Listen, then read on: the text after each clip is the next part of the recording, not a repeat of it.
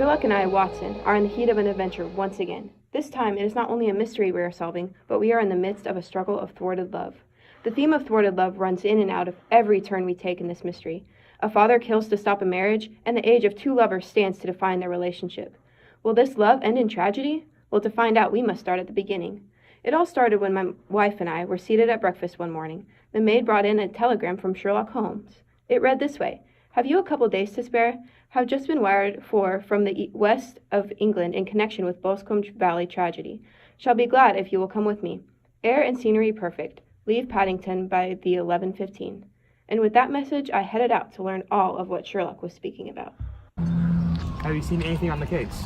No, I haven't read the paper for like days. Well, what I've read is one of those simple cases that's often so difficult. That sounds a little paradoxical. But it is. Often whenever the case is simpler, it is harder to solve. In this situation, a young man has been blamed for the murder of his own father. A murder? Yes. See in this paper, it says, down in Boscombe Valley, there's a man named Mr. John Turner who has made a large sum of money in Australia. When he returned home, he let another Australian man, Mr. McCarthy, live on one of his properties. McCarthy had one son who was about 18, and Turner had a daughter who was about the same age. It says here that on June 3rd, McCarthy left his house and walked down to the Boscombe Pool, which is a small lake in the Boscombe Valley. Two people saw him walk down to the pool where he supposedly had an appointment. Shortly thereafter, his son McCarthy was seen falling with a gun. Only a few minutes later, young McCarthy ran into the house saying that his father had been murdered. His son was then taken into custody and is currently the only suspect. I could hardly imagine a more damning case. Maybe, but if you shift the perspective a little, things might appear differently. I think he might be innocent. Do I sense some foreshadowing about the way this case is going to turn out? Well, you see, there's one person who believes he's innocent, Miss Turner. I do believe you should go talk to her. Oh, Sherlock Holmes, I'm so glad you have come. I know young McCarthy is innocent. I just know it. We've been friends since we were children, and I know he wouldn't even hurt a fly. I'm sure we can clear him of this charge, Miss Turner. I will do the best I can. Don't you see he's innocent? I think he might be. See, you give me hope. He was arguing with his father, but it was about me. His father always wanted us to get married, but you see, my father would never approve, and just me and him were ever going to be ready for that anytime soon. Can I speak to your father?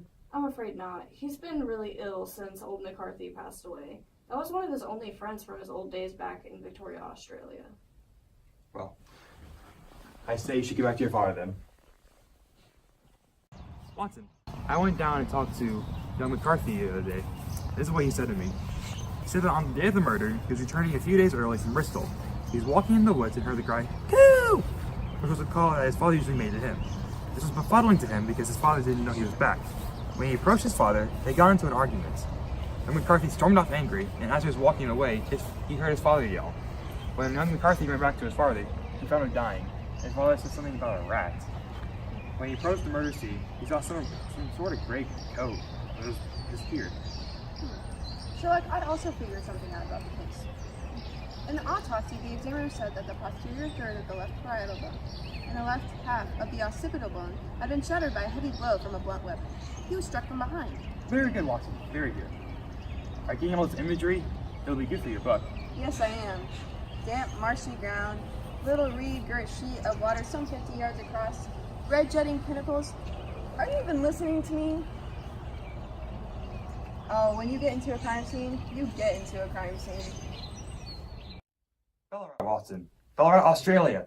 When he died, he said Ballarat, not a rat, Watson. The case is so simple. The murderer is a tall man. He's left-handed, limps with his right leg, wears a gray coat, smokes Indian cigars, and carries a blunt knife. So simple. I see. The culprit is Mr. John Turner. I know what I did was wrong, but I couldn't take it any longer. He'd been blackmailing me ever since I knew him in Australia. When I lived in Victoria, I robbed him one time, but when I came back to England, I was a good guy, I swear. But somehow he found me, and he would threaten to tell everyone.